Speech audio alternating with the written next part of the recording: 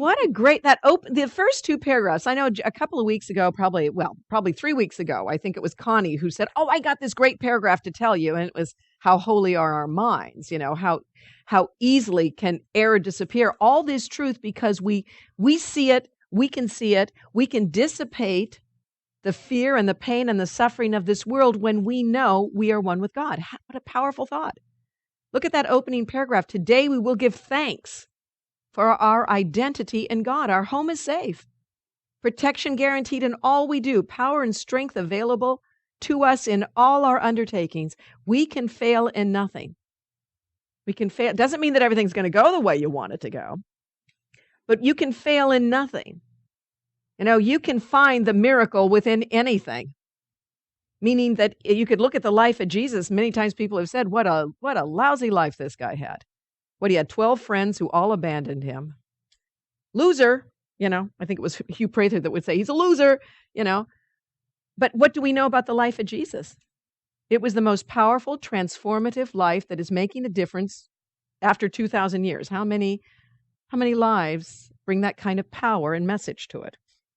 The life of Jesus did not look like a success, but it was a success because it taught that his home was always safe. He was always protected, whether or not it had anything to do with his body, that he had the power and strength available to do whatever he wanted to do, to transform lives, to heal, not to be limited to a body, not to stay in a body, but to transcend a body. He could fail in nothing. Everything he touched took on a shining light that blessed and healed. At one with God and with the universe, he went his way rejoicing, did he not? With the thought that God went with him wherever he went. What about us? You go, well, I don't want to do the Jesus life. Thank you. Maybe that's not but how many people look to Jesus? What would you have me do? Jesus, talk to me. What would Jesus do? They wear the bracelet. What would Jesus do? He would remember he is one with God. Why? Because that puts us in connection with really this infinite power, this infinite awareness where we do have the power, where we do have the protection, where we do have the strength to handle anything that comes our way. Have you ever said, why am I getting all these lessons? You ever said that? Why are all these things happening? You know why? Because you can handle them. You can handle them.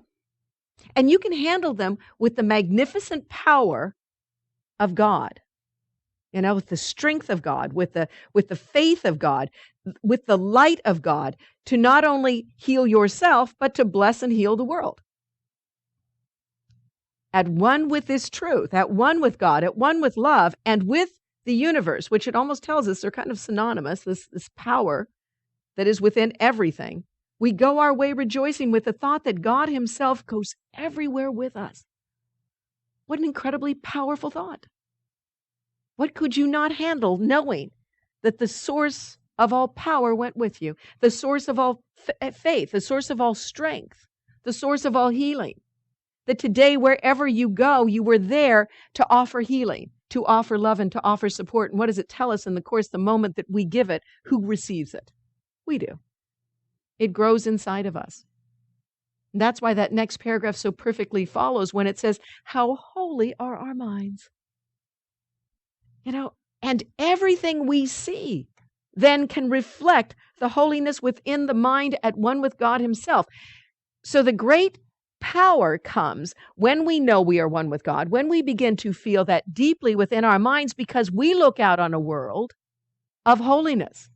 We look out in a world of possibilities, of promise, of no longer, the old glass half empty, but we look out at the same world everybody else looks out on with the concept of a glass half full, right? The possibility of anything in any circumstance, in any situation. And everything we see reflects the holiness within the mind at one with God himself, with one with God and with himself. How easily, therefore, do errors disappear and death give place to everlasting life. We no longer sit in sorrow and upset. We know there's something more. We no longer sit in disappointment and frustration because we know the miracle is close at hand.